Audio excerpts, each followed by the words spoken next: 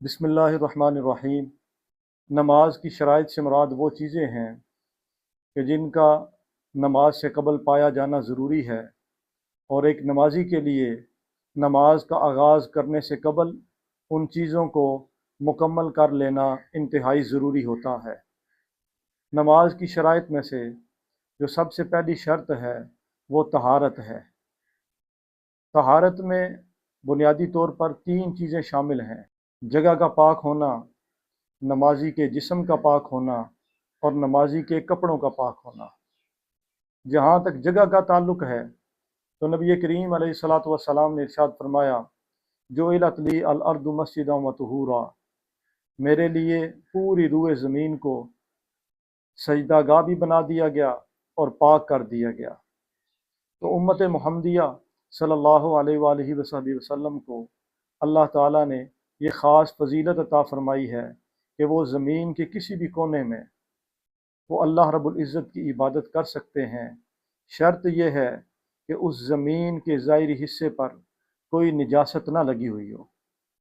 جہاں پر انسان نے نماز پڑھنی ہے اس جگہ پر کوئی نجاست کا اثر ظاہراً موجود نہ ہو۔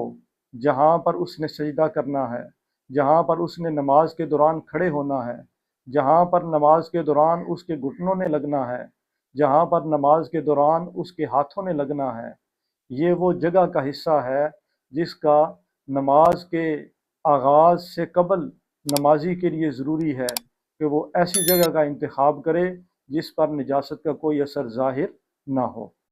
دوسری چیز یہ ہے کہ نمازی کے کپڑوں کا پاک ہونا، یعنی نمازی کے کپڑوں پر نہ تو نجاست غلیظہ ہو اور نہ ہی نجاست خفیفہ لگی ہوئی ہو۔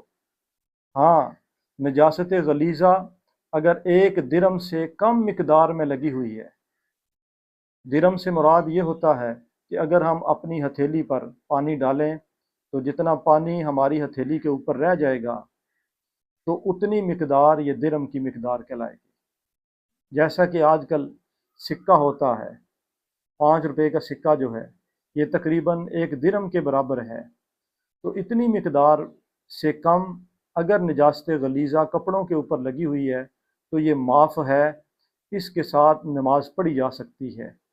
لیکن اگر 1 درم کے برابر یا 1 درم سے زائد نجاست غلیظہ نمازی کے کپڑوں پر لگی ہوئی ہے تو پھر نماز پڑھنا جائز نہیں ہوگا۔ ایسے ہی نجاست خفیفہ سے بھی نمازی کے کپڑوں کا پاک ہونا ضروری ہے۔ نجاست خفیفہ اگر نمازی کے کپڑوں پر 1/4 حصے سے کم پر لگی ہوئی ہے تو وہ تو معاف ہے، اگر 1/4 حصے کے برابر یا اس سے زائد حصے پر نجاست خفیفہ لگی ہوئی ہے تو پھر نماز نہیں ہوگی۔ افضل صورت یہی ہے کہ نمازی جب نماز پڑھنے لگے تو اس کے کپڑوں پر نجاست غلیظہ اور نجاست خفیفہ میں سے کوئی بھی نجاست اس کے کپڑوں پر بالکل نہ لگی ہوئی ہو۔ تیسری طہارت میں جو چیز شامل ہے وہ یہ ہے کہ نمازی کے بدن کا پاک ہونا بھی ضروری ہے۔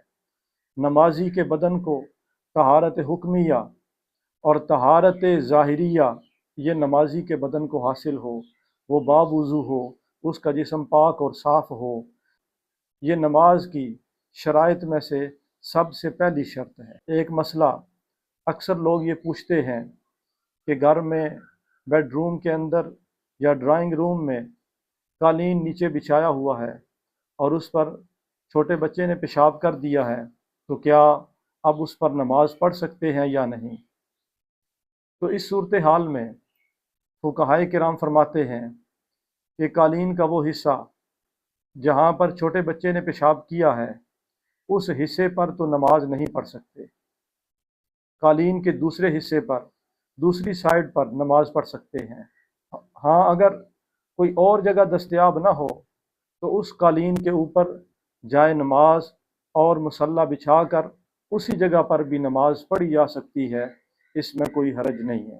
زمین یا اس کی جنس سے متعلقہ اگر کوئی چیز ہے اور اس پر نجاست لگی تھی، بعد میں دودھ سے نجاست خشک ہو گئی، اس کا کوئی اثر ظاہر نہیں ہے، تو زمین کا وہ حصہ बग़ैर धोए हुए पाक हो जाएगा। मिसाल के तौर पर मार्बल पर अगर किसी छोटे बच्चे ने पेशाब कर दिया और वो पेशाब धूप में खुश्क हो गया है, अब उसका कोई असर ज़ाहिर नहीं है, तो धूप में खुश्क हो जाने के बाद मार्बल का वो हिस्सा पाक तस्वुर किया जाएगा, उस हिस्से पर नमाज पढ़ी जा सकती है, इसमें कोई हरज नहीं है। हाँ, अगर कपड़ा ऐसा हो जिस पर निजासत लगी हो तो कपड़ा धूप में खुश्क हो जाने से पाक नहीं होगा। कपड़े के लिए ज़रूरी है कि उसको धोया जाए, धोने के बाद ही वो कपड़ा पाक तस्वुर किया जाएगा।